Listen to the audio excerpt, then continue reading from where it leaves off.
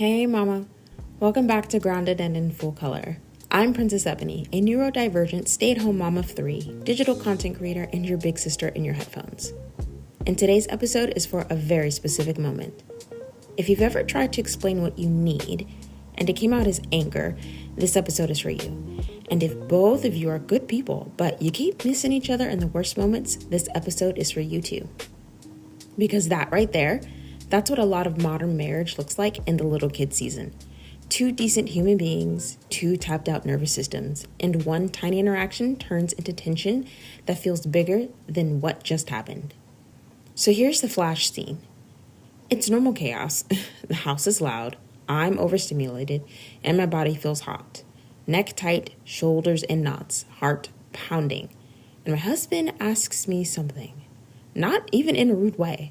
But he needs confirmation, like acknowledgement. He needs the I heard you cue. And in my head, I'm like, why do I have to answer right now? I heard you. Why can't you just assume that I heard you? But he's not asking for a quiz grade. He's asking for a nervous system signal. And I did hear him. I'm not confused. I'm just done talking, done interacting, done being asked to produce a response. And that's where the tension happens. Because silence means something different to each of us. For him, silence can feel like, you didn't hear me, you're ignoring me, you don't care, you are disrespecting me. For me, silence is sometimes, I'm trying not to escalate the situation right here, right now. I'm trying to keep myself regulated. I'm trying to keep to myself. I'm trying not to say something that scorches the earth, no matter how much my cells are itching to do that very thing. So no, it wasn't about his question. It was about what silence means in our bodies. And by the end of this episode, you'll have simple scripts you can copy and paste into your marriage for when you need space, help, or backup, without it turning into a fight. And I want to say something bluntly, because I know I'm not alone in this.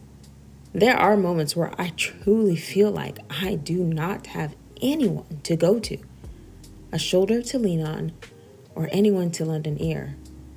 When I'm in that hot-headed space where I can feel the scorched earth impulse rising, yeah, that. And sometimes, not always, but sometimes I will literally grab my phone and I'll type out something to the effect of, I want to scorch the earth. And feel justified in doing so without hurting anyone. What do I do instead? And just getting a mirror, a breather, a perspective shift, a paradigm shift helps me come back to my values. So this episode is that, a perspective shift, a protocol, something you can borrow when your nervous system is trying to drive the car. This is not therapy. I'm not diagnosing you or your partner. I'm not telling you how to control somebody. This is nervous system first communication for real people in a real home.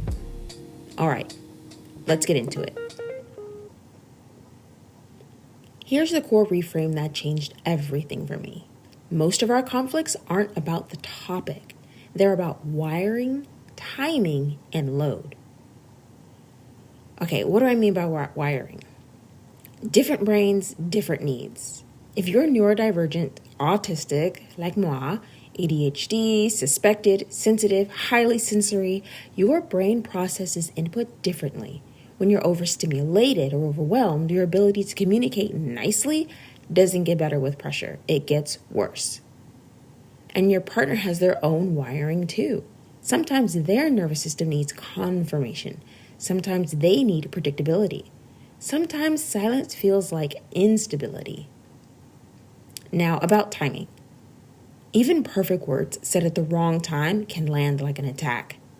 If one of you is already a 9 out of 10 and the other person tries to talk it out, that conversation is not going to be a hallmark moment. I have learned it the hard way again and again. And about that load, the invisible load, which is very real. Mental load, decision fatigue, sleep deprivation, touch overload, noise overload. The little kid season can make marriage feel like an endless relay race where no one ever gets the baton cleanly. Now here's the golden nugget of a line, and I want you to hear this. Two dysregulated people can't communicate better by trying harder. They need a simpler protocol. Because trying harder while flooded is how you end up saying things you regret. Let's talk about the 3 hot zones where this blows up the most. Hot zone 1, chores plus mental load. This is where resentment grows some mighty strong legs. Because when I say help, what I often mean is I'm drowning. Please take something fully off of my brain. But what it can come out like is, can you please just help me? And sometimes what he hears is, you're a failure. You're not doing enough, and I am directly challenging your manhood here. But I'm not trying to indict him. I'm just trying to survive and keep my head above water. And here's the sneaky part. When you're the one holding the mental load, even help can still make you the manager. And being the manager is exhausting. Hot zone number 2, overstimulation plus sensory needs. This one is deeply ND. Because when I need space, sometimes I just go quiet. I take my brain and my awareness of the present moment completely offline. Not because I'm punishing anyone. And I know that does sound like ignorance, but because talking feels like more demand. And if your partner's nervous system needs acknowledgement, your shutdown can feel like rejection. So you're trying to regulate, but then they experience disconnection. They're trying to connect, and you are experiencing pressure. Diamonds may not take overnight, but you turning into one in this moment just might.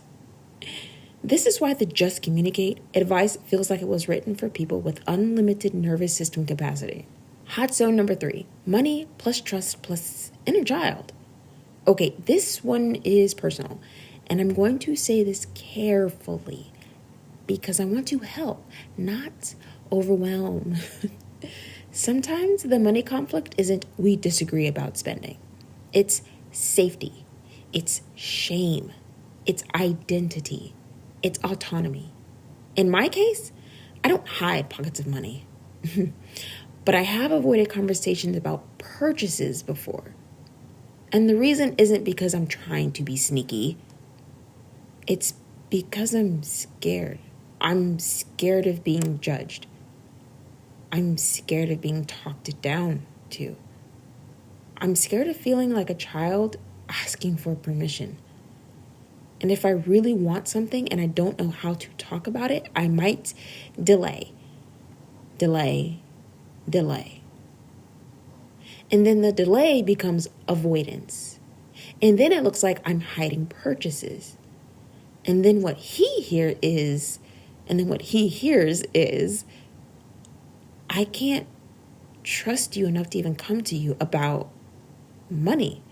For myself, for us, for the children, for the household, about anything, for any reason. No. But what I'm actually experiencing is I don't feel safe bringing this up. And I'm tired of feeling like I can't do it anymore. Like I can't do anything at all. And the sentence I have struggled to say, but I am practicing, is this. I really wanted this. For myself, for you, for us, for them. But I just didn't know how to talk to you about it. That's the truth. Not flailing, not explaining myself into the ground, just the truth. And for me, money is also tied to something else. Structure and autonomy. I used to have structure in a way that supported me, even in imperfect circumstances. I had a season where my rent was so low, but only because it was through a program that helped young adults transition into adulthood. I had housemates, but it wasn't any luxury by any stretch of the imagination, but I did have routine. I had rules that I had to abide by, guidelines, and I also had places to be, like work and working on socializing more. And I had my own income coming into an account with my name on it. And I was thriving in a way I have yet to fully recreate since having children. And now, being in a season where I'm building again, building offers, building income streams, building my Glow Board Club, building this podcast, part of this is me reclaiming autonomy and structure in a way that fits my nervous system. So if money conversations trigger you, you're not automatically dishonest. You might be scared. You might be carrying an inner child storyline. And that's important to name because shame makes you quieter. It doesn't make you healthier. All right, here is the protocol. This is the simple thing you can use when you're both tapped out. Step 1, name the state with a capacity number. I'm at a space out of 10. A few examples to help you out. I'm at an 8 out of 10 overstimulated. I'm at a 9 out of 10 tired. I'm at a 7 out of 10 defensive. This shifts it from character to capacity. Step 2, name the need in one sentence. Pick one. Space, help, backup, reassurance, plan, repair. Step 3, make the micro ask the smallest next action. Man, I don't think I've ever spoken a sentence where each word was like paramount to the meaning that that sentence conveys. It needs to be the smallest. It needs to be the very next thing, and it needs to be an action you take. Not a vague request, not a live essay. I am guilty. A micro ask. Because we're all about micro wins here, aren't we? Okay, a few examples. Can you take the kids for 10 minutes while I reset? Can you reset the kitchen while I handle the baby? Can we table this and talk after bedtime for 15 minutes? Can you repeat that? And I'll go ahead and just give you, I heard you, because my brain right now is lagging. Now here's another gold nugget of a line I want you to keep. Small asks don't make your needs smaller. They make help more likely. And this matters because a lot of indie communication breaks down when we try to ask for everything at once. Help, plus understanding, plus validation, plus a new routine, plus a new life, plus also please don't be mad at me right now. Micro ask keeps it doable. And I'll share something current. My husband literally said to me recently, lovingly, that he can tolerate less me time than I can. He was basically saying, I know you need alone time more than I do. So let's go ahead and build a routine that includes it. And I remember feeling, okay, we have to stop pretending that we're the same. If you're indie, your regulation needs are not optional. They are foundational, mama. All right, I'm going to go slow in this part now because, well, even slower than I was before, I feel, because I want you to be able to take these and run with them. Try experimenting. Okay, for when you need space without, dumping on rejection. I'm overwhelmed. I need a few moments to check the negative chatter in my head. I'm not mad at you, but I do need to reset to a more positive baseline. I love you, but I don't feel all right in my head right now. I'm going to take a minute to get it back. Now, for when I need help without managing. I just can't. Can you take over this real quick? Short, clear, no apology spiral. I need help right now. Can you go reset the kitchen while I handle the baby? Now, a bonus one for you listeners. Can you decide dinner tonight? Anything is fine with me. And it actually has to be fine with you because you did just relinquish all control and capacity to your partner with that one. Next, when I'm about to snap, warning plus prevention here. I'm feeling myself getting defensive right now, so I'm going to go ahead and take a pause because I really don't want to be responsible for escalating the situation. I can feel myself becoming overwhelmed, and I please have 5 minutes so I can get this under control. I can do it. I just need 5 minutes. Now, for some repair after the miscommunication has already happened, I apologize. That came out mean. I was just trying to explain my point and I became overwhelmed in the act of doing so. I'm not trying to go back and forth. I want us on the same page. Can we please try again? Money. Money, money, money. Let's say the real thing here. This isn't about me lying or hiding. I apologize if that's how it came off. It totally sucks, you're right. But this is about trust, and I feel unsafe around money conversations. The same way you may feel like you can't trust me in this situation right now. So we need a plan that doesn't make me feel like a child and doesn't break down trust between us. Here's another optional bonus one for you. Can we pick one money decision today? Not the whole budget. And I want to mentally, just imagine me doing this, underlining something here. Most of the time, you already know what to say. The issue is not content. It's delivery. It's DiGiorno's. I just couldn't resist. Which brings me to something I really want to add here. This is the part that a lot of people don't say out loud or even know it's going on in the back of their mind. But I'm going to. There is a tone trap that neurodivergent women can get stuck in, especially women who grew up receiving a lot of messaging about how they sound. And for me, personally, a lot of my tone triggers are connected to old identity pain. Growing up, I didn't always feel safe in myself. I didn't feel feminine enough. I didn't feel pretty. I didn't feel like I fit. And I also carried a lot of complicated feelings about what it meant to be seen as a Black girl, a Black woman, a woman, period. Not because being Black is wrong, but because the stereotypes and expectations around how Black women talk, too much, too harsh, too loud, too emotional, too masculine, too intense. Those narratives dug in deep into my nervous system.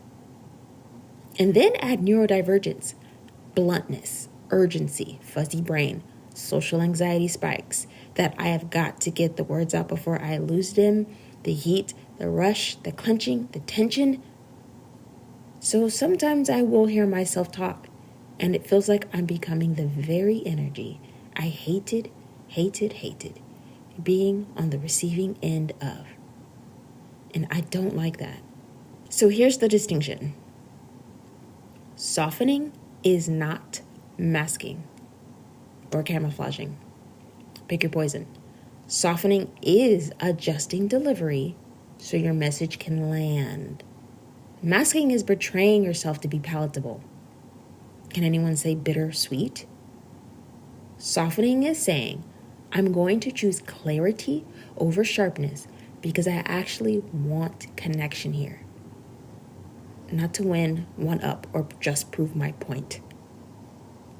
Here are 3 ways to soften without masking. 1, lower the speed, not the truth. Instead of changing your point, change your pacing. Say the same sentence slower. Secondly, name your nervous system out loud. My tone might come out sharp because I'm flooded with a lot of input right now, but that doesn't mean I'm mad at you. I'm not mad at you.